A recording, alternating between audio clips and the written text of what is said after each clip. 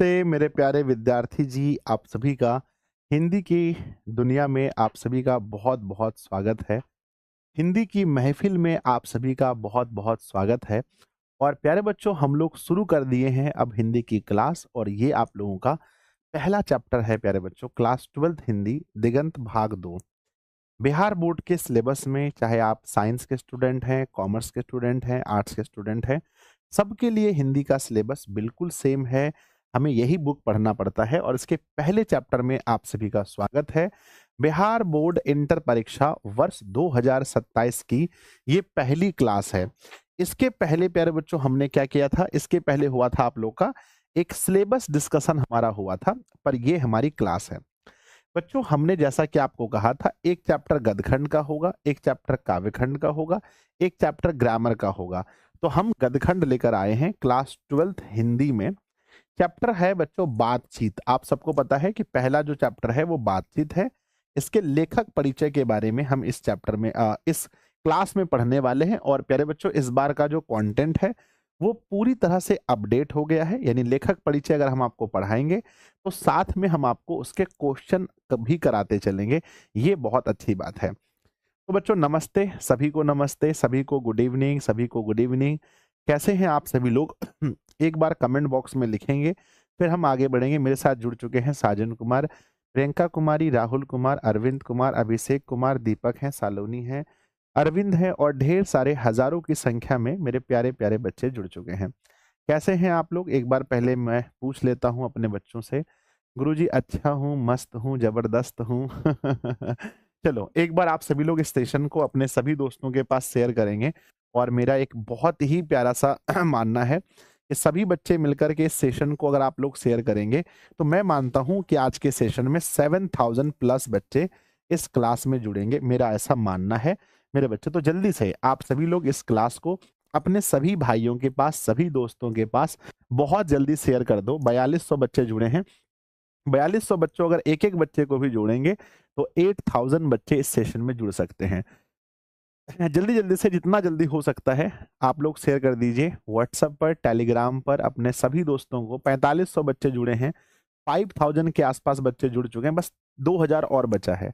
जल्दी पूरा दम लगा दो। और हमने आपसे एक पोल में सवाल पूछा है, क्या आप सभी मंजिल बैच में एडमिशन ले चुके हैं? एक बार बताओ जल्दी से। कहते हैं गुरुजी 2026 के हम स्टूडेंट हैं। मेरे बच्चे 26 के बच्चों के लिए मैं बस यही कहना चाहूंगा, वो जाते नहीं कहीं रिश्ते पुराने, किसी नए के आ जाने से जाता हूँ मैं, तो मुझे तू जाने दे, क्यों परेशान है मेरे जाने से,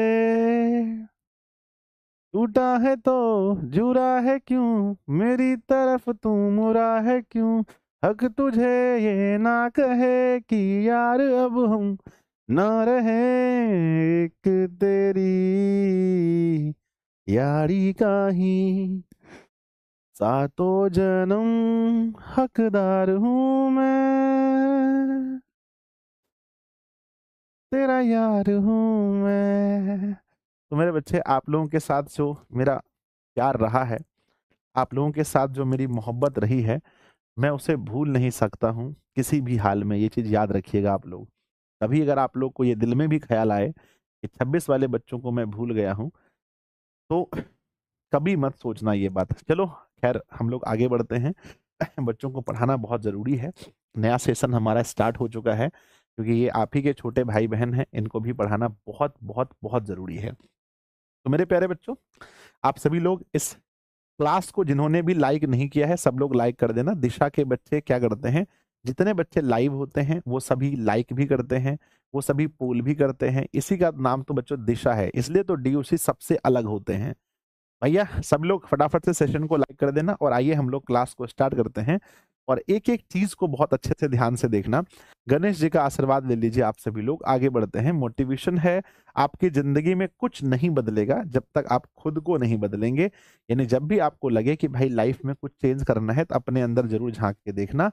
और आगे प्यारे बच्चों, आप इसे देख रहे हैं मंजिल बैच के अनुसार, मंजिल बैच में जिन्होंने भी एडमिशन नहीं लिया है, एक बार आपको 1800 रुपये खर्च करना ही पड़ेगा अगर आप बच्चों अपनी 12th क्लास की तैयारी बहुत अच्छे से पढ़ना चाहते हैं तो। ये 1 महीने का रूम का किराया होता है अगर हम कहीं रहकर पढ़ाई करते हैं तो। बच्चों जल्दी मुझे बताओ कि हमारे बुक में अगर हिंदी में हम देखें तो टोटल हिंदी में हमारे कुल कितने चैप्टर्स हैं? तो गुरुजी हमारे कुल गद्य खंड में चैप्टर्स की संख्या 13 है 13 है, और काव्य खंड में हमारे जो चैप्टर्स हैं इसकी कुल संख्या 13 है। यानी कुल हमें पढ़ने हैं बच्चों 26 चैप्टर, है ना। इसमें से हमारा पहला चैप्टर आज हम लोग शुरू कर रहे हैं, जिस चैप्टर का नाम है बातचीत। अगर मैं पूछना चाहूं आप सभी से तो आप लोगों को थोड़ा बहुत तो नॉलेज इस चैप्टर के बारे में होगा। जो बातचीत चैप्टर है, यह पाठ की कौन सी विधा है? यानी ये बच्चों कोई कहानी है, कोई निबंध है, कोई ललित रचना है, या कोई नाटक है, या कोई कोई बच्चों यात्रा वृतांत है, या आत्मकथा है, क्या है बताओ? तो सब लोग लिख रहे हैं गुरुजी जो बातचीत चैप्टर है यह एक प्रकार का निबंध है बच्चों, ऐसे है ना, निबंध है ना। तो मेरे बच्चे बातचीत चैप्टर एक निबंध है, ये मेरे सभी बच्चों को याद रखना है। और क्या आपको पता है अगर निबंध है तो इसके लेखक भी कोई होंगे, अर्थात निबंधकार होंगे। तो बच्चों बताओ बातचीत जो चैप्टर है इसके निबंधकार का क्या नाम है, या लेखक भी कह सकते हो आप। तो मेरे बच्चे कहते हैं जो लेखक साहब हैं उनका नाम है बाल कृष्ण भट्ट। क्या नाम है? बाल कृष्ण भट्ट है बच्चों, है ना। और मैं जब भी आपको बोलूंगा तो आपको लिखना है ना बाल कृष्ण भट्ट, यानी कि बाल कृष्ण भट्ट में बी एच होगा ना, तो मेरे बच्चे आप लिखना, है ना, बी के मैं समझ लूंगा, बाल कृष्ण भट्ट हो गया तो बस बी के लिखना है। जब भी मैं अगर लेखक के बारे में पूछूंगा इस चैप्टर में आपको शॉर्टकट में क्या लिखकर भेजना है बताओ। बी के से मैं समझ लूंगा बाल कृष्ण भट्ट, है ना। मेरे बच्चे बताओ शॉर्टकट में हम लोग क्या लिखेंगे? सिर्फ बीके लिखना, अब पूरा भट्ट लिखोगे तो बहुत लंबा होगा, शॉर्टकट में बीके लिख देना। बताओ लिख दोगे हाँ या ना, बताओ जल्दी से। तो शुरू करें इस मामले को। तो प्यारे बच्चों प्यारा सा दिल बनाकर भेजना, अगर स्टार्ट किया जाए तो गुरुजी शुरू कर दो। और हर चैप्टर को हम 3 लेक्चर में कवर करेंगे, जितने भी चैप्टर्स होंगे हम सभी को 3 लेक्चर्स के अंदर कवर करेंगे। तो आप लोग याद रखना, जो भी एक एक पॉइंट मैं बताऊंगा अच्छे से पढ़ना है। अध्याय मेरे बच्चे अध्याय नंबर 1 जिनका नाम है बातचीत, और जो इनके लेखक हैं वो बालकृष्ण भट्ट जी हैं। सबसे पहला लेखक परिचय में देखेंगे, याद कीजिएगा लेखक का नाम बालकृष्ण भट्ट, जो आपको अच्छे से याद हो गया। सेकंड याद रखना है बालकृष्ण भट्ट जी का जन्म 23 जून 1844 में। जल्दी बोलो मेरे साथ में कि बालकृष्ण भट्ट का जन्म कब हुआ था कमेंट बॉक्स में लिखना है गुरुजी 23 जून 1844। और आपसे ये भी एग्जाम में क्वेश्चन पूछा जाता है कि बालकृष्ण भट्ट की मृत्यु कब हुई थी। तो याद रखना 20 जुलाई 1914 ईस्वी को बालकृष्ण भट्ट की मृत्यु हुई थी। पहला पेज हो गया। फर्स्ट पेज से 3 ऑब्जेक्टिव क्वेश्चन बनेंगे। हो गया तो एक दिल भेजो गुरुजी, पहला पेज हो गया, मुझे याद हो गया कि बालकृष्ण भट्ट जी का जन्म जो हुआ था वो 23 जून 1844 को हुआ था, और उनकी जो मृत्यु हुई थी वो 20 जुलाई, जून के बाद जुलाई, है ना। और 1844 के बाद यहां देखेंगे 1914 सही उत्तर होगा। नेक्स्ट पेज में हम पढ़ेंगे निवास स्थान। बालकृष्ण भट्ट का जन्म कहाँ हुआ था, पेपर में पूछा जाएगा। कहना बच्चों इलाहाबाद, है ना, इलाहाबाद मेरे बच्चे। और जिला का हो गया हमारा इलाहाबाद, और जो राज्य है वो उत्तर प्रदेश है। वो क्या है?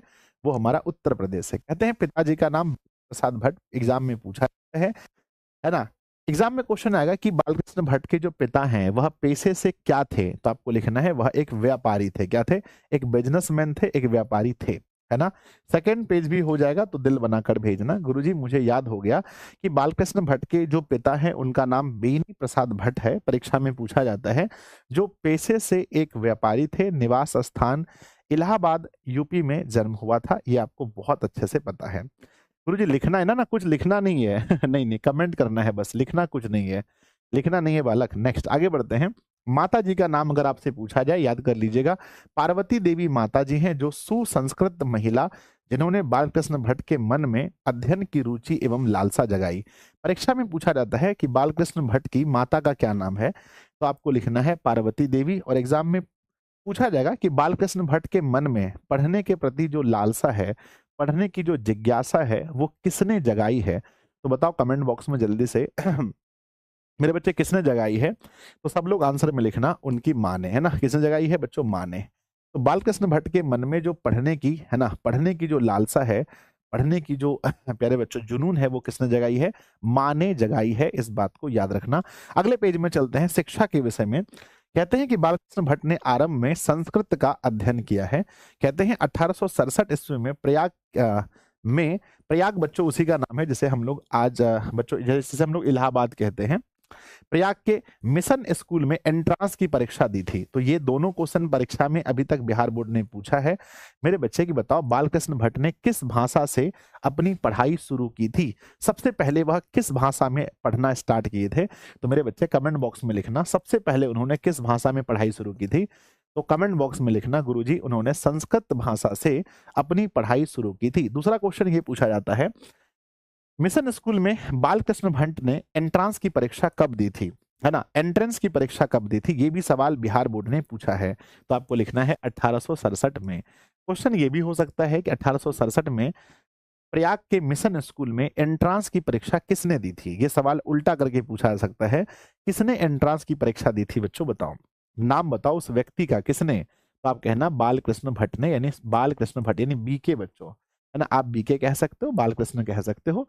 नेक्स्ट अगले पेज में चलते हैं। वृत्ति कहते हैं इन्होंने ना, इनके बच्चों इनके वृत्ति के बारे में जानते हैं। वृत्ति माने होता है कार्य यानी पेशा। जैसे मेरा पेशा क्या है बताओ कमेंट बॉक्स में। मैं क्या हूं? गुरुजी आप तो एक शिक्षक हो। तो सबकी एक ना एक वृत्ति होती है। उसी प्रकार से बालकृष्ण भट्ट की वृत्ति हम लोग जब पढ़ेंगे तो 1869 से लेकर 1875 यानी 6 वर्षों तक प्रयाग के मिशन में, यानी कि जो मिशन स्कूल था वहां पर अध्यापन का कार्य किया था। परीक्षा में ये सवाल इतना डेप्थ में नहीं पूछा जाता है, फिर भी अगर मैं देखूं इतना डेप्थ में नहीं पूछा जाएगा। फिर भी अगर कभी पूछा जाए कि बताओ भाई कि बालकृष्ण भट्ट जी प्रयाग के मिशन स्कूल में कब तक अध्यापन का काम किया, कब से कब तक अध्यापन का काम किया, तो क्या आप बता सकते हो कि बालकृष्ण भट्ट ने अध्यापन का काम कब से कब तक किया है? क्या किसी को पता है? गुरुजी पता है, बिल्कुल पता है। 1869 से लेकर के 1875 तक, ये जो 6 वर्ष का समय था, ये उन्होंने टीचिंग में अपना बिताया है। 6 वर्षों तक वह शिक्षक के रूप में अपना समय बिताए हैं। कहते हैं 1885 में प्रयाग के CAV स्कूल में संस्कृत का अध्यापन किया। मेरे बच्चे, ये CAV ये भी कोई स्कूल होगा, वहां पर इन्होंने संस्कृत का अध्यापन किया है। कितने, है ना, कब मेरे बच्चे? 1885 में प्रयाग के CAV स्कूल में संस्कृत का अध्ययन का कार्य किया 1885 में। ये बच्चों है नॉलेज, लेकिन में अभी तक कभी नहीं पूछा गया है, तो ज्यादा आप इस पर नहीं भी फोकस करोगे ये वाला टॉपिक पर, ये कोई दिक्कत नहीं है। नेक्स्ट पेज में चलते हैं। 1880 में कायस्थ पाठशाला इंटर कॉलेज में अध्यापन में प्यारे बच्चों है ना के रूप में नियुक्त हुए, यानी कि फिर से 1888 ईस्वी में कायस्थ पाठशाला इंटर कॉलेज में अध्यापक के रूप में नियुक्त हुए। पेपर में यह सवाल पूछा गया है और आगे पूछा भी जाएगा। मेरे बच्चे बताओ कि बालकृष्ण भट्ट कब कायस्थ पाठशाला इंटर कॉलेज में एक टीचर के रूप में, एक अध्यापक के रूप में नियुक्त हुए थे? बच्चों बताओ वह ईस्वी कौन सा था? कहना गुरुजी वह 1888 का समय था। आगे मेरे बच्चे पूछा जाता है स्वभाव कैसे थे, यानी कुछ लोग होते हैं बहुत ही शांत स्वभाव के होते हैं, कुछ लोग बहुत गुस्सा वाले होते हैं। तो बताइए बालकृष्ण भट्ट का स्वभाव कैसा था? जल्दी जल्दी बताइए मेरे बच्चे कि बालकृष्ण भट्ट जी का स्वभाव कैसा था। बताओ बताओ बताओ गुरुजी, उनके स्वभाव के बारे में पढ़ते हैं। बहुत ही उग्र थे, बहुत ही गुस्सैले स्वभाव के थे। इसी कारण से नौकरी छोड़नी पड़ी, इसी कारण से बहुत बार उन्होंने अपना जॉब भी छोड़ दिया था। खैर ये पेपर में नहीं पूछा गया है। अगला है बच्चों, देखेंगे रचनात्मक सक्रियता देखेंगे।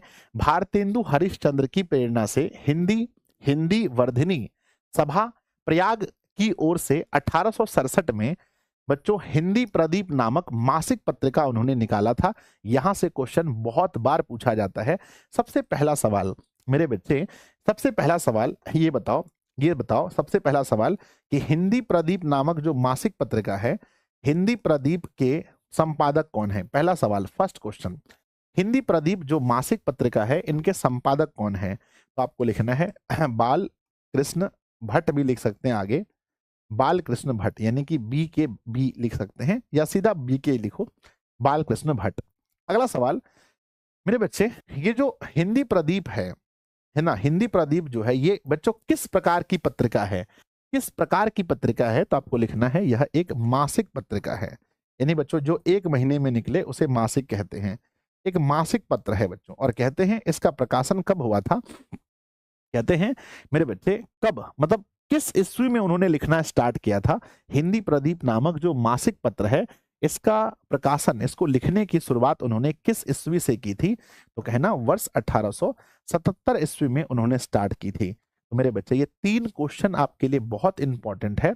और किसकी प्रेरणा से ये भी हो सकता है भाई, कुछ लोग होते हैं ना किसी दूसरे से मोटिवेट होते हैं, किसी दूसरे से प्रेरित होते हैं, तो किसकी प्रेरणा से उन्होंने हिंदी प्रदीप नामक मासिक पत्रिका की रचना की है? प्रेरणा बताओ। तो कहना बच्चों प्रेरणा किससे है? तो भारतेंदु, है ना, भारतेंदु हरिश्चंद्र, है ना, भारतेंदु हरिश्चंद्र मेरे बच्चे, है ना, हरिश्चंद्र। तो किसकी प्रेरणा से? तो भारतेंदु हरिश्चंद्र की प्रेरणा से। ये भी आपको याद रखना है। अगर यहां तक हो जाएगा तो मेरे प्यारे बच्चों प्यारा प्यारा सा दिल बनाकर भेजिए। क्लास 12th की हिंदी का मतलब दिशा हिंदी एंड इंग्लिश क्लासेस, है ना मेरे बच्चे, है ना, क्लास 12th की हिंदी का मतलब भाई दिशा हिंदी एंड इंग्लिश क्लासेस, बस याद रखना। कुछ भी नहीं छूट सकता है, ये मेरा वचन है आप लोगों को, बस आराम से पढ़ते चलिए। नेक्स्ट है बच्चों मासिक पत्र, अगर हम बात करें जिसका नाम है हिंदी प्रदीप, जिसका प्रकाशन कब हुआ था? वर्ष 1877 ईस्वी में। किससे प्रेरित होकर के, तो कहते हैं नाम है बच्चों, नाम क्या नाम है? भारतेंदु हरिश्चंद्र से, भारतेंदु हरिश्चंद्र से प्रेरित होकर। कहते हैं इसका उन्होंने प्रकाशन कितने वर्षों तक किया? कितने वर्षों तक? एग्जाम में बिहार बोर्ड में सवाल पूछा है कि बालकृष्ण भट्ट ने हिंदी प्रदीप नाम का जो मासिक पत्र है, इसका प्रकाशन उन्होंने कितने वर्षों तक किया है? ये पेपर में सवाल कई बार बन चुका है, तो याद रखना 33 वर्षों तक उन्होंने इसको चलाते रहे भाई साहब, समझो। अच्छा, एक महीने में एक बार इसका प्रकाशन होता था इस पत्र का, तो सोचो 33 वर्षों में कितनी बार प्रकाशन हुआ होगा? कमेंट बॉक्स में लिखना। इसका मैथ बहुत अच्छा है गुरुजी। एक वर्ष है ना, एक महीने में एक बार, यानी एक साल में 12 बार, 12 तिया 36, हासिल रहा 3, 36 और 3 39, तो बच्चों 396, यानी 396 बार इसका प्रकाशन हुआ होगा। कहते हैं रचनाएं बहुत इंपॉर्टेंट है, रचनाएं याद रखना। यहां से एक नंबर 2027 के बोर्ड एग्जाम में पूछा जाएगा। बालकृष्ण भट्ट की जो रचनाएं हैं वो बहुत फेमस है, जो मैं कहूंगा वो याद करना। नूतन ब्रह्मचारी, है ना, एकदम याद करना है फर्स्ट। 100 अजान एक सुजान, बहुत इंपॉर्टेंट है, पेपर में पूछा गया है। गुप्तवैरी नहीं पढ़ना है। रहस्य कथा बिल्कुल भी नहीं, पेपर में पूछा जाता है। रसातल यात्रा बिल्कुल नहीं पूछा जाता। हमारी घड़ी बिल्कुल भी नहीं। उचित दक्षिणा बिल्कुल भी नहीं। सद्भाव का अभाव बिल्कुल पूछा जाता है। तो बच्चों 3 रचना है जो आपको कल तक में याद करके आना है। पहला है नूतन ब्रह्मचारी, दूसरा है 100 अजान एक सुजान, और है सद्भाव का अभाव। ये उनकी रचनाएं हैं। अगर आप याद कर पाओगे मेरे बच्चे तो प्यारा सा दिल भेजना। अगर यहां तक समझ में आ रहा है, ये इनकी रचनाएं हैं, है ना, इन्होंने लिखी हैं, ये सभी इन्होंने लिखी हैं। आगे मेरे बच्चे इनके कुछ नाटक देखेंगे। ये बच्चों उपन्यास थे, माफ कीजिएगा। रचनाओं में ये जितने भी नाम मैंने पढ़े ये सारे नॉवेल्स थे। ये क्या थे? ये सारे नॉवेल्स थे, यानी ये सारे के सारे उपन्यास थे। नूतन ब्रह्मचारी, 100 अजान एक सुजान, उसके बाद में सद्भाव का अभाव। अब पढ़ते हैं इनके नाटक। कौन कौन से नाटक हैं? तो पहला नाटक है बच्चों पद्मावती, है ना, पद्मावती, वैनी संहार, शिशुपाल वध, दमयंती स्वयंवर। ना पढ़ना है, ना ये पढ़ना है, ना ये पढ़ना है, बस याद रखना है ये, जिसका नाम है मेरे बच्चे दमयंती स्वयंवर। एग्जाम में क्वेश्चन पूछा गया है दमयंती स्वयंवर किस लेखक की रचना है? कमेंट बॉक्स में लिखिए दमयंती स्वयंवर किस लेखक की रचना है? बच्चों जल्दी बताओ फटाफट से। गुरुजी ये रचना बालकृष्ण भट्ट की रचना है, दमयंती स्वयंवर। नेक्स्ट आगे बढ़ते हैं, फिर बढ़ते हैं आगे। लिखा है शिक्षादान बिल्कुल नहीं, सीता वनवास बिल्कुल नहीं, मेघनाद वध बिल्कुल नहीं, एक रोगी और एक वैद्य बिल्कुल नहीं, रेल का विकट खेल ये बिल्कुल है। रेल का विकट खेल एकदम याद रखना है बच्चों। बाल विवाह पंडित नहीं, बस 2 याद रखना है। एक है दमयंती स्वयंवर और दूसरा रेल का विकट खेल, बस 2 याद करना है। हमें उम्मीद है कि हो जाएगा। और ये दोनों नाटक हैं, है ना मेरे बच्चे, ये दोनों क्या है? नाटक है। नाम ही सुन के लग रहा है भाई दमयंती स्वयंवर नाटक लग रहा है, रेल का विकट खेल नाटक है। नेक्स्ट बच्चों कहते हैं प्रहसन, यानी कि हास्य नाटक, यानी कुछ ऐसी भी नाटक होते हैं जिसको सुन के आप बहुत हंस दोगे। कहते हैं जैसा काम वैसा परिणाम बिल्कुल नहीं पढ़ना है, नई रोशनी का विष बिल्कुल नहीं, आचार विडंबना बिल्कुल नहीं। ठीक है, 3 है जो अभी तक नहीं पूछा गया है, आपको टेंशन नहीं लेना है, ठीक है ना। चलो बच्चों आगे बढ़ते हैं। नेक्स्ट क्या लिखा है? निबंध। इन्होंने कुल कितने निबंध लिखे ये पेपर में पूछा गया है। 1000 के आसपास निबंध लिखे हैं, जिनमें 100 से अधिक बहुत महत्वपूर्ण निबंध हैं। तो बच्चों बताओ कि बालकृष्ण भट्ट ने कितने निबंध लगभग लिखे हैं? पेपर में पूछा जाता है सवाल कि बालकृष्ण भट्ट जी ने लगभग कितने निबंध लिखे हैं? तो आपको कहना है बालकृष्ण भट्ट ने लगभग 1000 निबंध लिखे हैं। बच्चों ये भी पूछा जाता है कि 1000 निबंध में महत्वपूर्ण निबंध कितने हैं? कितने ऐसे निबंध हैं जो अति महत्वपूर्ण है? खैर ये सवाल परीक्षा में कभी नहीं पूछा जाएगा, याद रखना। मैं ऐसे आपसे पूछ रहा हूं कि लगभग 100 ऐसे निबंध हैं जो अति महत्वपूर्ण हैं। कहते हैं कि जो भट्ट निबंध माला नाम से 2 खंडों में एक संग्रह प्रकाशित है। बच्चों कहते हैं कि इन्होंने जितने भी निबंध लिखे हैं उन सभी निबंध को 7000 प्लस लाइव के लिए बहुत बहुत धन्यवाद। मेरे ऊपर इतना विश्वास दिखाने के लिए, इतना भरोसा करने के लिए अपने गुरुजी पर आप लोगों का बहुत बहुत बहुत बहुत धन्यवाद। आप लोगों ने एक बार ये साबित कर दिया कि भाई जिस प्रकार से 2026 में हिंदी के लिए आप लोगों ने मुझे इतना प्यार दिया था, आपके बड़े भाइयों ने, मुझे इस बात का आज बहुत खुशी हो रहा है कि आप लोग उनकी कमी महसूस होने नहीं दे रहे हैं और आप लोग मुझे उतना ही प्यार दे रहे हैं जितना आपके बड़े भाई ने और बड़े बहनों ने दिया था। तो इसके लिए मैं आप सभी का बहुत बहुत आभारी हूं बच्चों। आइए फिर अपने टॉपिक पर। हमने कहा कि इनके जितनी भी रचनाएं हैं, 1000 निबंध है। इन सभी निबंध को एक पुस्तक इन्होंने बनाई है ना, इन्होंने एक पुस्तक बनाई जिसके अंदर इन्होंने सारे निबंध को लिख डाला। जब 1000 निबंध को एक जगह इन्होंने लिखा तो उसका फिर उन्होंने एक नाम दे दिया। 1000 निबंध मान लो इस पुस्तक के अंदर है, 1000 निबंध, तो इस पुस्तक का उन्होंने नाम क्या दिया? तो इन्होंने इस संग्रह का, ये जो उन्होंने संग्रह किया, ये जो कलेक्शन उन्होंने किया, इसका उन्होंने एक नाम दिया। नाम क्या दिया? भट्ट निबंध माला, है ना मेरे बच्चे। भट्ट क्योंकि भट्ट जी ने लिखा है इसलिए भट्ट लगा दिया आगे, और निबंध माला क्योंकि निबंधों को अगर एक जैसे होता है ना, वर्णों का संग्रह, जैसे होता है ना वर्णों का समूह, वर्णमाला कहलाता है। तो बच्चों निबंधों का तो निबंध माला लिख दिया। तो भट्ट निबंध माला। सर परीक्षा में क्वेश्चन कैसे आएगा? परीक्षा में सवाल ये पूछा जाएगा कि बालकृष्ण भट्ट के निबंध का जो संग्रह है वो किस नाम से जाना जाता है? पहला क्वेश्चन ये आएगा। तो लिखना बच्चों, बालकृष्ण भट्ट के निबंध का जो संग्रह है उसका नाम है भट्ट निबंध माला। अगला सवाल ये पूछा जाएगा कि भट्ट निबंध माला जो है बच्चों किसका संग्रह है? किसका संग्रह है? किसका संग्रह है? तो आंसर भेजिए जल्दी से लिख करके, किसका संग्रह है? तो कहना बच्चों ऑप्शन ए रहेगा निबंधों का संग्रह, ऑप्शन बी कहानियों का संग्रह, ऑप्शन सी उपन्यासों का संग्रह, ऑप्शन डी इनमें से सभी। तो आपको लिखना है मेरे बच्चे, लिखना है निबंधों का संग्रह। किसका संग्रह है? निबंधों का संग्रह है। अगला सवाल बिहार बोर्ड ये पूछ सकता है आपसे कि ये जो भट्ट निबंध माला है वह कितने खंडों में प्रकाशित है? तो कमेंट बॉक्स में लिखिएगा। भट्ट निबंध माला कुल मिलाकर 2 खंडों में प्रकाशित है, ये भी आपको याद होना चाहिए। आगे बढ़ते हैं बच्चों, कहते हैं महत्वपूर्ण जानकारी। कुछ महत्वपूर्ण जानकारी देंगे। लेखक के बारे में लगभग आप लोग पढ़ चुके हैं, अब आइए हम देखते हैं महत्वपूर्ण जानकारी। सबसे पहली जानकारी हम ये देखेंगे कि बच्चों बालकृष्ण भट्ट जी जो हैं वो किस युग के कवि हैं? कवि बोलो, निबंधकार बोलो, लेखक बोलो, किस युग के लेखक हैं? तो बालकृष्ण भट्ट के बारे में मेरे बच्चे अगर हम कहें तो वह भारतेंदु युग के हैं। अच्छा, भारतेंदु युग कब से कब तक था? तो याद रखना बच्चों, जो भी 1850 में जो लेखक जन्म लिए हैं, 1850 से 1900 के बीच में जितने भी लेखक पैदा हुए उन सभी लेखक को कौन सा युग में रखा जाता है? अगर मान लो कि भाई है ना, एक लेखक होते संजय, है ना, संजय भाई, है ना, एक लेखक होते संजय भाई जिनका जन्म होता 1965 में। तो बताओ भाई संजय भाई का युग क्या होता? बताओ कमेंट बॉक्स में लिखो। अगर संजय भाई का जन्म होता वर्ष, अरे भाई 1965 नहीं sir, 1865, I am really sorry, 1865 में अगर संजय भाई का जन्म होता तो बताओ संजय भाई के साथ में कौन सा युग लिखा जाता? तो आप कहते कि सर युग की बात करें तो युग होता भारतेंदु युग, क्योंकि हिंदी साहित्य में जिस भी लेखक का जन्म 1850 से लेकर 1900 के बीच हुआ है मेरे बच्चे, है ना, आसपास में हुआ है, तो उन्हें क्या रखा गया है? उन्हें उन्हें भारतेंदु युग में रखा गया है। माफ कीजिएगा, जन्म से यहाँ पर नहीं आशय होगा। एक सेकेंड, मैं अपनी त्रुटि को सुधारना चाहता हूँ, क्योंकि अगर हम देखें तो इनका जन्म जो है 1844 के बीच हुआ है। 1844 में हुआ है, माफ कीजिएगा, 1844 में जन्म हुआ है। यहाँ पर ये मेरा तर्क गलत हो जाएगा।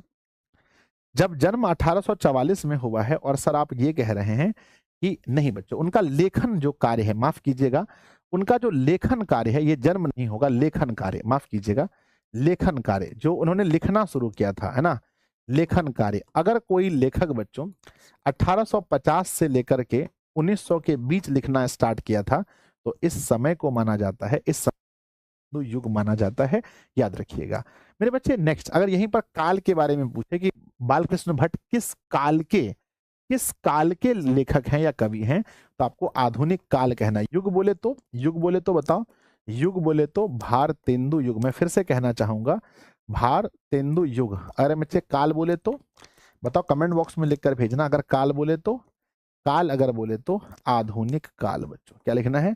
आधुनिक काल। ऐसे आप लोग को पता है एक युग जो होता है वो कितने वर्ष का होता है ना? एक युग जो है वो कितने वर्ष का होता है, किसी को पता है तो बता सकते हैं? नहीं बोलते हमारे, अब तो युग बदल गया है मेरे बच्चे, 12 वर्ष का एक युग होता है। एक युग जो है, एक युग जो होता है वो 12 वर्ष का होता है। ये मैंने एक छोटा सा नॉलेज के लिए मैं आपको बता रहा हूं। चलिए मेरे बच्चे आगे बढ़ते हैं। नेक्स्ट देखा है, बालकृष्ण भट्ट ने 1881 में वेदों की युक्तिपूर्ण समीक्षा की थी। कहते हैं जो वेद हैं हमारे, उसकी समीक्षा यानी उनको पढ़ करके उनकी त्रुटियों को ढूंढना, बहुत अच्छे से पढ़ना बच्चों, यानी कि बहुत वेदों की समीक्षा करना कि भाई कहीं इसमें गलती है, त्रुटि है, नहीं है, क्या है। तो मुझे बताओ कमेंट बॉक्स में कि उन्होंने, बालकृष्ण भट्ट ने वेदों की समीक्षा कब की थी। ये क्वेश्चन अगर बिहार बोर्ड पूछता है तो आप आंसर क्या बताओगे कि बालकृष्ण भट्ट ने वेदों की समीक्षा कब की थी? तो आपको आंसर बताना है कि बालकृष्ण भट्ट ने वेदों की समीक्षा वर्ष 1881 में की थी। ये आपको याद रखना है, वर्ष 1881 में। अगला सवाल देखते हैं बच्चों कि बालकृष्ण भट्ट ने 1886 में लाला श्रीनिवास दास के संयोगिता स्वयंवर की कठोर आलोचना की है। बिल्कुल भी पेपर में नहीं पूछा जाएगा, एक डाटा है, बस देख लीजिए। अगला सवाल देखते हैं, बालकृष्ण भट्ट आधुनिक हिंदी गद्य के आदि निर्माताओं और उन नायक रचनाकारों में से एक हैं, इसलिए उन्हें आधुनिक काल कब से कब तक है? 1850 से अब तक का समय के कवि भी कहा जाता है। तो मेरे बच्चे ध्यान रखिएगा, आधुनिक काल कब से शुरू हुआ है? क्या किसी बच्चे को पता है आधुनिक काल शुरू कब से हुआ है? एक बच्चा आकर के कह रहा है पावर, है ना। मेरे बच्चे पावर दिशा में आके मत दिखाइए, हम तो यही बोलेंगे आपको, है ना। दिशा में पावर दिखाइएगा तो चलेगा जी, हैं? बताइए बबुआ लोग, चलेगा? ये दिशा में कोई बच्चा आकर के पावर और फलना लिख रहा है, तो आप लोग बताइए कि दिशा का बच्चा के सामने किसी का पावर ओवर चलने वाला है जी? हैं? हमको हंसी लग रहा है बाबू, भाग जाओ, सो जाओ चुपचाप जा करके, डरने लगता है तुमको? बताओ, डरने लगता है बे? तो डर लगना चाहिए। कहते हैं बच्चों डर होना चाहिए, और वो भी सामने वाले के हृदय में होना चाहिए। मजा आ रहा है, मुझे हंसी आ रहा है देखकर, ये आपको पावर दिख रहा है। कहते हैं बालकृष्ण भट्ट आधुनिक हिंदी गद्य के आदि निर्माताओं और उन्ननायक रचनाकारों में से हैं, इसलिए उन्हें आधुनिक काल, जिसका समय है, आधुनिक काल का समय कब से शुरू होता है? तो आधुनिक काल का समय मेरे बच्चे 1850 से लेकर के अब तक का जो समय है, अब तक का जो समय है, वो मेरे बच्चे आधुनिक काल भी इसे कहा जाता है। और चूंकि बालकृष्ण भट्ट का जन्म 1844 में हुआ था, तो एकदम बात साफ है कि उन्होंने लिखना जब आरंभ किया होगा तो वह 1850 के बाद ही लिखना शुरू किया होगा। तो एक और याद रखना है काल बच्चों, कौन सा काल बताओ? जल्दी से मेरे बच्चे लिखना, कौन सा काल? तो कहना आधुनिक काल, है ना। युग में याद रखना है बच्चों भारतेंदु युग, लेकिन काल याद रखना है आधुनिक काल। समझ गए? समझ गए? समझ गए? तो प्यारा सा दिल बनाकर भेजो कि भैया समझ गए सब लोग। प्यारा सा दिल बनाकर भेजिए, जल्दी से प्यारा प्यारा सा दिल बनाकर भेजिए, समझ गए तो। चलिए आगे बढ़ते हैं, नेक्स्ट लिखा गया है।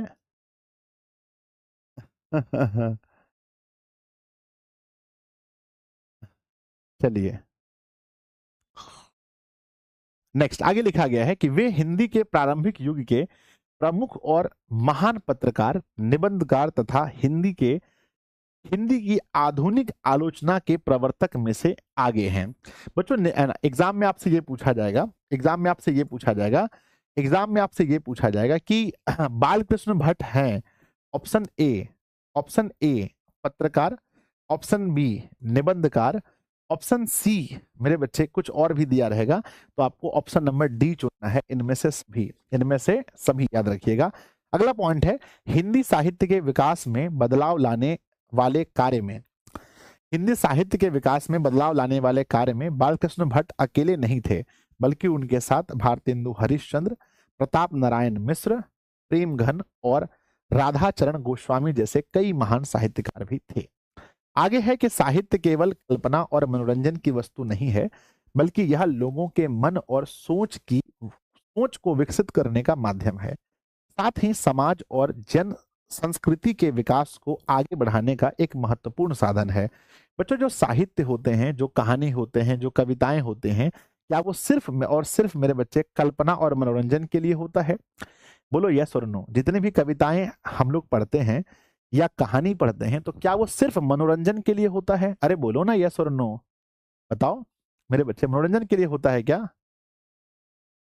है ना? बताओ यस और नो। नहीं सर, वो सिर्फ कल्पना और मनोरंजन के लिए नहीं होता है।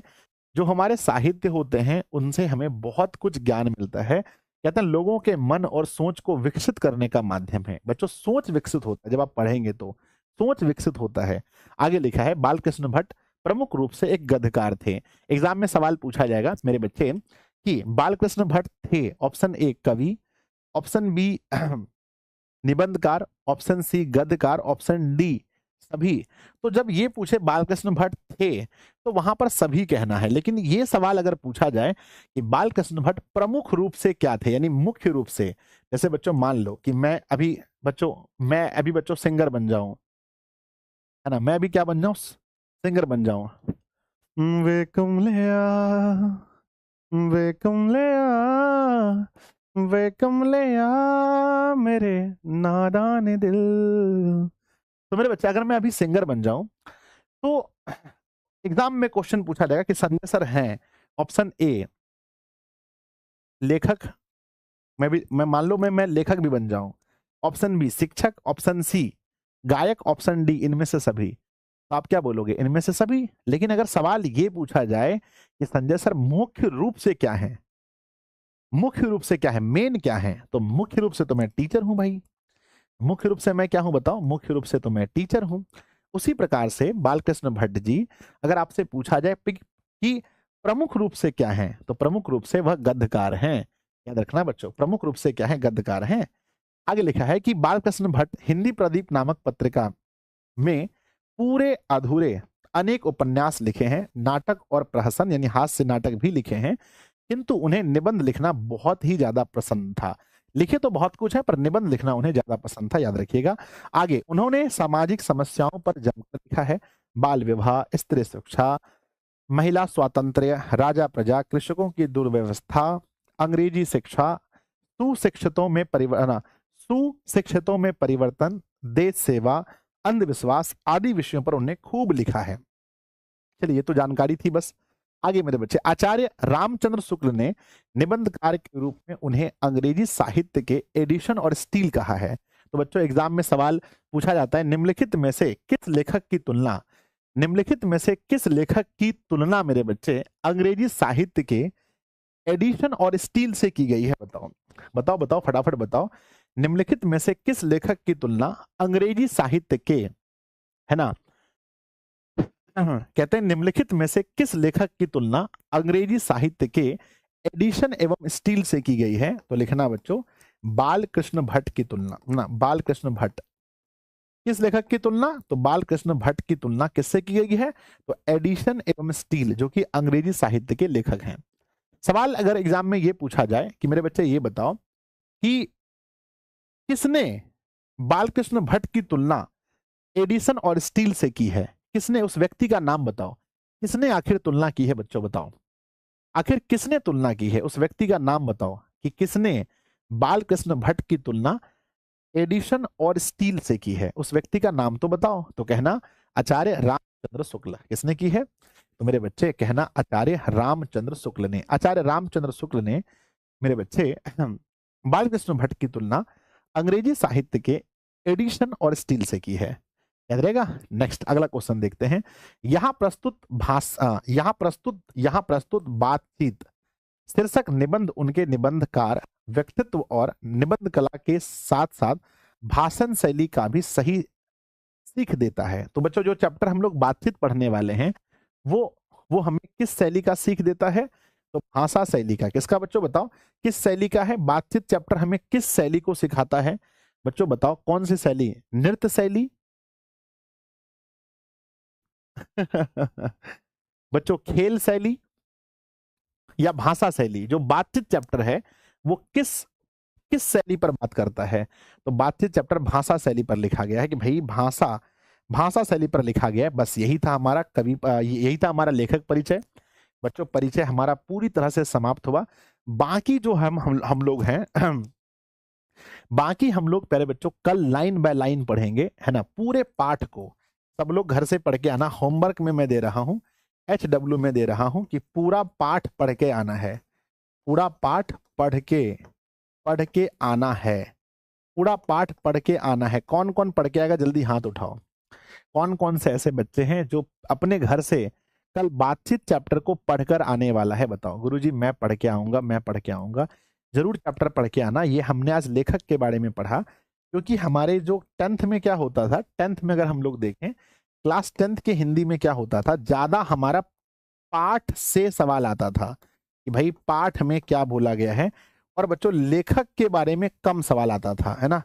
लेखक के बारे में बच्चों कम सवाल आता था। ज्यादा सवाल आता था भैया कि पाठ में क्या बोला है। यानी बच्चों आप लोग को मछली कहानी याद होगी। उसमें संतु बच्चों मछली लेकर भाग जाता है। मछली को लेकर बच्चों के मन में क्या अभिलाषा है, घर में मछली कौन खाता है, घर में मछली कौन बनाता है, मछली की तरह कौन तड़पती थी। ये सब ज्यादा 10th में हमें पाठ के अंदर के सवाल पूछे जाते थे, लेखक के बारे में कम। लेकिन 12th में जस्ट उल्टा होता है। कितने बच्चों को बताया कि सर 12th में उल्टा होता है? 12th की हिंदी अगर आप देखोगे 12th की हिंदी अगर आप देखोगे इसमें ज्यादा चीजें लेखक के बारे में हमसे पूछी जाती हैं और कम चीजें हमें पाठ के बारे में पूछी जाती हैं, है ना। तो लेखक के बारे में हमें यहाँ बहुत ज्यादा पढ़ना पड़ता है। तो अब हो जाइए ऑब्जेक्टिव क्वेश्चन को है ना सही करने के लिए सभी लोग सेशन को एक बार लाइक कर दीजिए। भैया DOCN सेशन को लाइक नहीं करेगा तो कौन करेगा, है ना। तो लगभग टोटल 38 क्वेश्चन है जिसका जवाब आप लोग को सही सही देना है। तो हो जाइए तैयार 38 क्वेश्चंस को बनाने के लिए।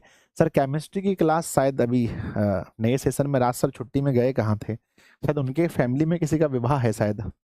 आ जाओ पहला सवाल देखते हैं। तो वो विवाह में गए हैं, केमिस्ट्री क्लासेस बंद है। आई थिंक परसों से स्टार्ट कंटिन्यू हो पाएगी, कल तो बंद है। बाल कृष्ण भट्ट किस युग के रचनाकार हैं? बिहार बोर्ड ने वर्ष 2018 और 23 2 साल पूछा था। तो अभी हम लोगों ने पढ़ा था कि जो बाल कृष्ण भट्ट हैं वो किस युग के हैं? तो हमने पढ़ा था भैया वो तो भारतेंदु युग के हैं। ऑप्शन ए सही होगा। फर्स्ट क्वेश्चन का आंसर ऑप्शन नंबर ए सही है। सेकंड क्वेश्चन देखते हैं, इनमें से कौन सा उपन्यास बालकृष्ण भट्ट द्वारा रचित है? कौन सा उपन्यास बालकृष्ण भट्ट ने लिखा है? उपन्यास बोले तो नॉवेल्स, है ना। मेरे बच्चे नॉवेल्स की बात करते हैं। हमने 3 आपको कहा था। एक था रेल का विकट खेल, क्या क्या मैंने बताया था? एक मैंने रेल का विकट खेल बताया था। दूसरा मैंने बताया था 3 उपन्यास मैंने बच्चों को अभी बताया था थोड़ी देर पहले ही। 3 उपन्यास में कौन कौन सा था? एक था नूतन ब्रह्मचारी, एक था 100 अजान एक सुजान, एक था सद्भाव का अभाव। नूतन ब्रह्मचारी, 100 अजान एक सुजान और सद्भाव का अभाव। नूतन ब्रह्मचारी देखो बच्चों कौन सा है? गंगा लहरी बिल्कुल नहीं, देवदास बिल्कुल नहीं, नूतन ब्रह्मचारी है। और ऑप्शन नंबर तोता मैना ये तोता मैना क्या होता है रे? तो आंसर बताओ क्या होगा? नूतन ब्रह्मचारी, ऑप्शन नंबर सी। बातचीत निबंध के निबंधकार कौन है? बिहार बोर्ड ने 2019 में सवाल पूछा था कि बातचीत पाठ के जो निबंधकार हैं वो कौन है? वो बालकृष्ण भट्ट जी हैं। अगला है बालकृष्ण भट्ट का एक उपन्यास कौन सा है? 3 उपन्यास हमने याद रखा है। पहला बच्चों नूतन ब्रह्मचारी मिल गया, देखो भाई ये तो मुझे याद है। नेक्स्ट 100 अजान एक सुजान नामक उपन्यास के उपन्यासकार कौन है? ये भी नॉवेल हमने याद रखा है कि 100 अजान एक सुजान, इसके जो लेखक हैं वो कौन है? बालकृष्ण भट्ट जी हैं। अगला बालकृष्ण भट्ट ने एंट्रांस परीक्षा कब उत्तीर्ण की थी? ये भी हम लोगों ने पढ़ा था। एंट्रांस की परीक्षा मैंने बताया था वर्ष 1800 67 ईस्वी में उन्होंने पास की थी, जो ऑप्शन ए सही होगा। अगला सवाल है, बालकृष्ण भट्ट का जन्म कहाँ हुआ था? बच्चों हम लोगों ने पढ़ा था बालकृष्ण भट्ट का जन्म इलाहाबाद में हुआ था। ऑप्शन नंबर सी सही होगा। अगला क्वेश्चन देखते हैं, भट्ट जी ने हिंदी प्रदीप का संचालन कितने वर्षों तक किया है? हम लोगों ने याद किया था भाई, उन्होंने स्टार्ट किया था वर्ष 1877 से और कुल 33 वर्षों तक उन्होंने इसे चलाया है। ऑप्शन नंबर सी सही होगा। अगला, बालकृष्ण भट्ट किस युग के रचनाकार हैं? 21 में पूछा गया है। ऑप्शन अलग है, भारतेंदु युग है, प्रेमचंद युग है, द्विवेदी युग है, इनमें से कोई नहीं। हम लोगों ने एक सवाल ऐसा बनाया है पर वहां ऑप्शन दूसरा था, यहाँ ऑप्शन दूसरा है। तो बच्चों आंसर होगा भारतेंदु युग, ऑप्शन ए सही है। हिंदी प्रदीप नामक मासिक पत्रिका निकालना प्रारंभ किया था, किसने स्टार्ट किया था? तो हिंदी प्रदीप बच्चों किसकी मासिक पत्रिका है? आप लोगों को तो पता ही है। अरे आप लोगों से क्या छुपा रहता है बालक, बताओ ना। गुरुजी आपने पढ़ाया था बालकृष्ण भट्ट ने। नेक्स्ट है हिंदी ना, बातचीत साहित्य की कौन सी विधा है? क्या यह एक निबंध है, क्या यह एक नाटक है, क्या यह एक उपन्यास है, क्या यह एक कहानी है? स्टार्टिंग में ही ने बताया था मैंने कि बातचीत एक निबंध है। अगला, बालकृष्ण भट्ट की माता जी का क्या नाम है? हम लोगों ने पढ़ा था कि बालकृष्ण भट्ट की माता जी का नाम सुशीला, रजनी, पार्वती, हाँ बच्चों बिल्कुल पार्वती देवी सही है। बालकृष्ण भट्ट ने किस पत्रिका का संपादन किया है? अरे एक ही तो पत्रिका है गुरुजी, उसका नाम है हिंदी प्रदीप, है ना। अगला सवाल देखते हैं, दमयंती स्वयंवर किस लेखक की रचना है? ये भी हमने पढ़ा था, 20 में सवाल पूछा था बिहार बोर्ड ने। दमयंती स्वयंवर बालकृष्ण भट्ट की रचना है। नेक्स्ट है, बालकृष्ण भट्ट का जन्म कब हुआ था? मुझे याद है 1844, वह 23 जून का दिन था जब उनका जन्म हुआ था, 1844 में। 23 जून 1844 याद रखना, ऑप्शन नंबर बी सही है। आचार्य रामचंद्र शुक्ल ने निबंधकार के रूप में किसे अंग्रेजी साहित्य के एडिशन और स्टील की श्रेणी में रखा है?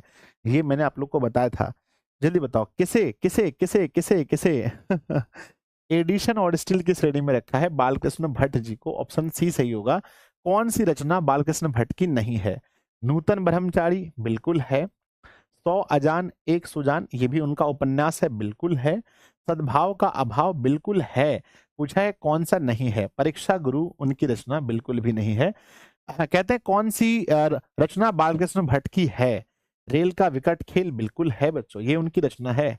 रेल का विकट खेल उनकी रचना है। कहते हैं बालकृष्ण भट्ट की रचना निम्नलिखित में से कौन सी है? तो यहाँ पर देखो कौन सी है। जूठन ओम प्रकाश वाल्मीकि ने लिखा है, रोज आगे साहब ने लिखा है, बातचीत है बच्चों बालकृष्ण भट्ट की रचना।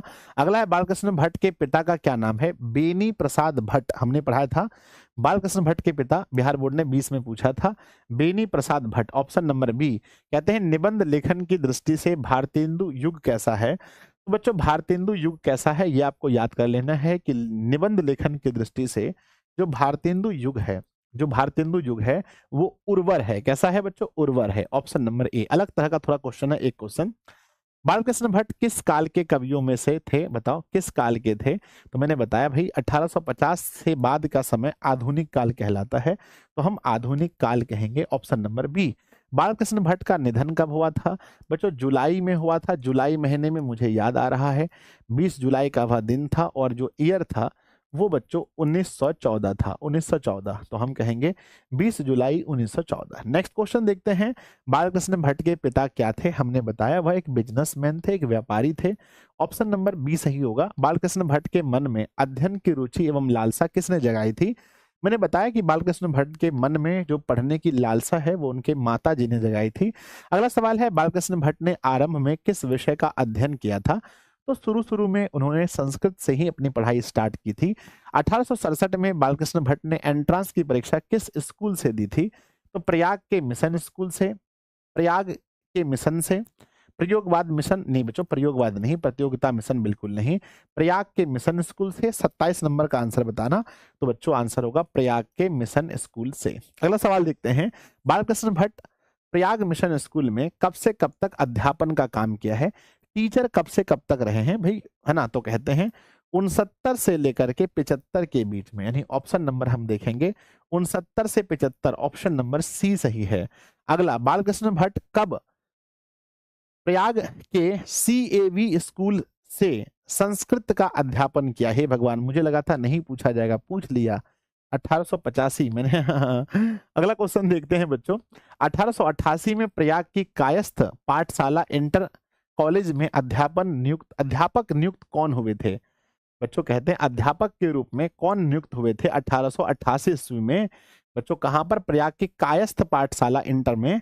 तो बच्चों कौन हुए थे? बालकृष्ण भट्ट, ऑप्शन ए सही है। बालकृष्ण भट्ट का स्वभाव कैसा था?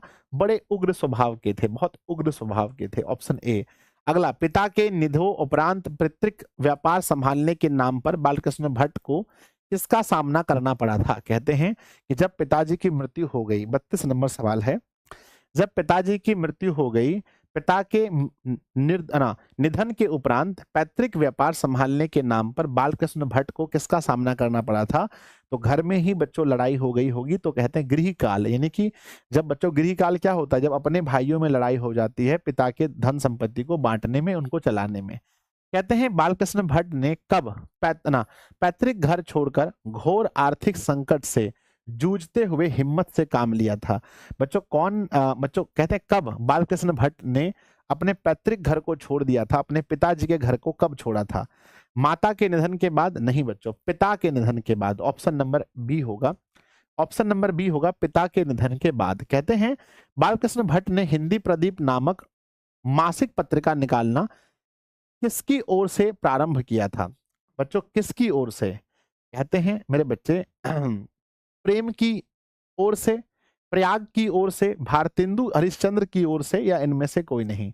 34 का सही जवाब होगा ऑप्शन नंबर बी, प्रयाग की ओर से। कहां से निकाल रहे थे? तो हिंदी प्रदीप प्रयाग की ओर से निकाल रहे थे, यानी जो शहर है बच्चों प्रयाग जो है इलाहाबाद की ओर से निकाल रहे थे। अगला सवाल देखते हैं, हिंदी वर्धनी सभा की रचना किसने की थी?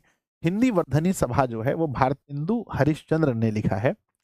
35 का अगर हम देखें, 35 का बी सही उत्तर होगा, माफ कीजिएगा। हिंदी वर्धनी सभा की रचना किसने की है? तो हिंदी वर्धनी सभा की रचना भी बालकृष्ण भट्ट ने ही की है। I am really sorry, option number B होगा। अगला क्वेश्चन देखते हैं कि किसकी प्रेरणा से बालकृष्ण भट्ट ने हिंदी वर्धनी सभा की रचना की है? किसकी प्रेरणा से बताइए, किसकी प्रेरणा से बालकृष्ण भट्ट ने हिंदी वर्धनी सभा की रचना की है? किसकी प्रेरणा से? तो बच्चों भारतेंदु हरिश्चंद्र की प्रेरणा से। सेकेंड लास्ट क्वेश्चन है, हिंदी प्रदीप क्या है? साप्ताहिक पत्रिका, मासिक पत्रिका, वार्षिक पत्रिका, इनमें से कोई नहीं। तो एक चीज को बच्चों इतनी बार हम बोलें, इतनी बार बोले कि हिंदी प्रदीप एक मासिक पत्रिका है। लास्ट क्वेश्चन है बच्चों कि बालकृष्ण भट्ट ने हिंदी प्रदीप में किन किन विषयों पर निबंध लिखे हैं? समाज पर, या साहित्यिक नैतिक पर बच्चों, या राजनीति पर, या सभी पर? कहते हैं बालकृष्ण भट्ट ने हिंदी प्रदीप में किन किन विषयों पर निबंध लिखे हैं? किन किन विषयों पर निबंध लिखे हैं? तो बालकृष्ण भट्ट ने हिंदी प्रदीप में इन सभी विषयों पर, आंसर क्या होगा मेरे बच्चे? सभी विषयों पर उन्होंने निबंध लिखे हैं, ऑप्शन नंबर डी सही होगा।